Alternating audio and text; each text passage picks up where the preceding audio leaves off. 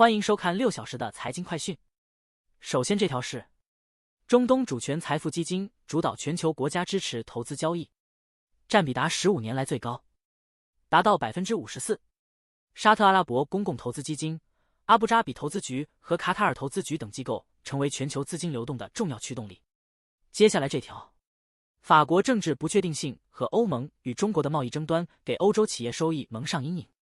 尽管有预测称企业将公布更好的结果，第二季度泛欧 STOXX 600指数公司的收益预计将增长 2%， 收入增长 1.7%， 这将是自2023年前3个月以来的第一个增长季度。下一条，日本经济第一季度收缩幅度高于预期，修正后的 GDP 数据显示，经济增长前景暗淡，可能导致日本央行下调增长预期，影响加息时机。接下来这条，法国议会选举首轮结果公布，极右翼政党国民联盟获胜，加剧市场波动，预计市场本周仍将动荡，但短期内欧元走强。第二轮投票将于周日举行，选举结果将影响法国政治和经济格局。下面这条，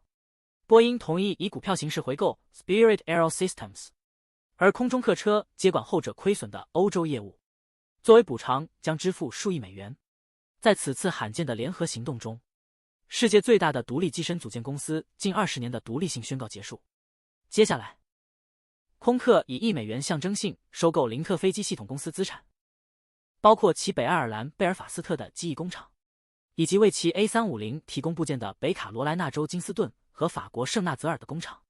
这笔交易对空客的飞机计划至关重要，特别是之前为 C 系列的较小 A220 机型以及更大的 A350 飞机。接下来这条，尽管制造业活动私人指标升至3年高点，但对中国经济前景的担忧仍然存在。因制造商信心低迷，凯信制造业采购经理人指数上月升至 51.8，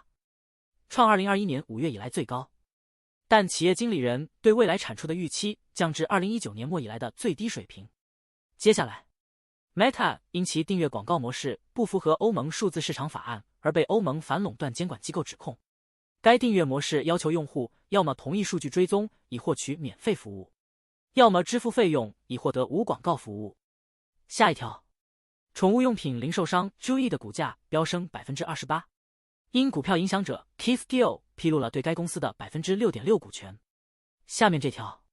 美股期货在周一开盘上涨，因法国政治动荡影响投资者迎接美国独立日和关键就业报告，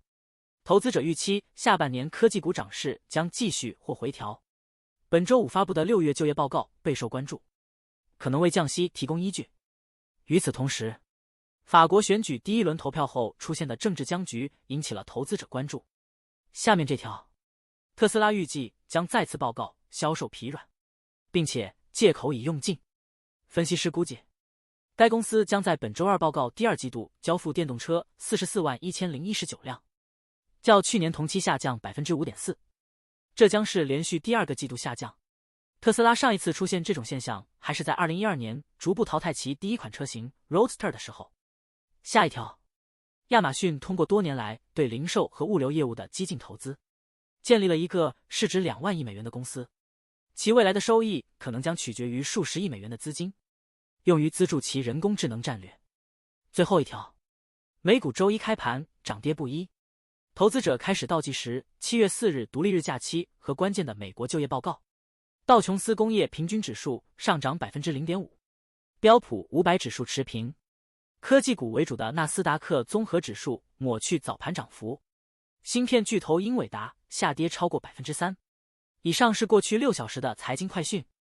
我们6小时后见。